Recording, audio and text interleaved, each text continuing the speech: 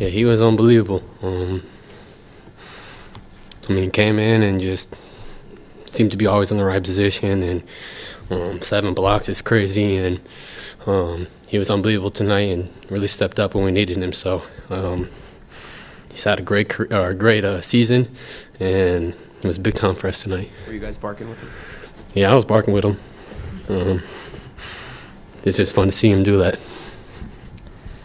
Derrick, obviously, you guys lose Jason Tatum just the other night. How much of this win did it feel like it was emotional or kind of for him, or how much were you guys thinking about him as you were preparing, and then also just balancing the fact that you guys really need to win this game at the same time? Yeah, obviously, losing JT's tough, especially for how much work he puts into the game and works on his body and like everything he does to go out and compete every night. And so seeing him go down was tough, but we got a lot of guys out here that are highly competitive, and we didn't want our season to end tonight. So just going out there competing. We said after Game 4 we just got to win Game 5, and now we got to move on to try to find a way to win Game 6. Derrick, Jalen said on Monday after the game that you guys still have enough in the locker room. I believe in my guys. We've just got to come out and be ready to fight. And then Joe pointed to his play tonight in the third quarter where he dives in front of your bench to keep the play alive. Just what did you see from him in terms of a leadership perspective tonight? Yeah, JB was unbelievable on both sides of the ball for the whole time he was out there. And, he took it on himself to get us going, and we just followed his lead. So great game for 48 minutes, and really carried us. Derrick, you had it going early. Those 4 threes that you hit in the first quarter, what was the ball feeling like as it went off your fingertips? It felt good.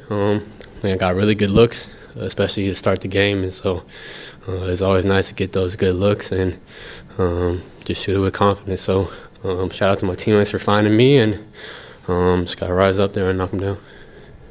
Derrick, you guys have bounced back from a lot of different things over the last several years. What was this like for you guys as a group, losing Tatum, as you mentioned, but just trying to respond and also fight back and get back into this series? Yeah, like I said, we got a lot of people that highly competitive, and we got a lot of talent in that locker room. So seeing our brother go down was tough, and he texted us today before the game, like he's cheering us on. So that was cool to hear, and go out there and compete and win a game.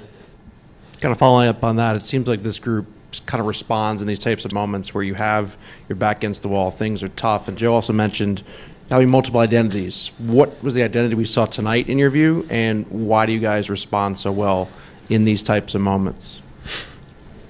Our back's against the wall. It's win or go home at this moment, so none of us want to go home. And so we understand that it's only going to get tougher. We haven't done anything yet. Just got to find a way to go to New York and win a game. Derrick, Jason goes down. All of the talk out on the outside is very final. It's talking about it like the season was over, talking about moves that are going to be made over the summer while there was still a game to be played. Did you guys hear the tone of that talk? Did it resonate? Did you guys get upset about the way you guys were being discussed? No, I didn't hear nothing. There's always talk. The good talk, the bad talk. I try to just block it all out. And, we came in yesterday, watched film, and kind of looked each other in the eye as ready to go.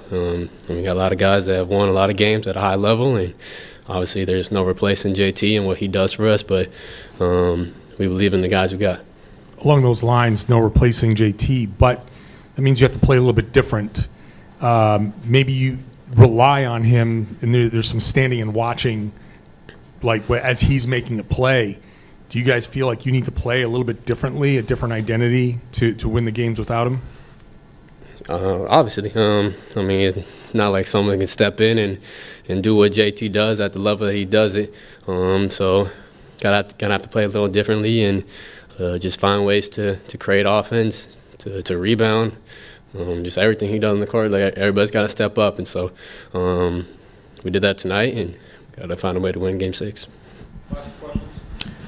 Derrick, there's been a lot of teams over the years that, when faced with adversity, can pull it together and channel that emotion for a game. How challenging is it to get that same emotion again a second time, and what do you do to get there?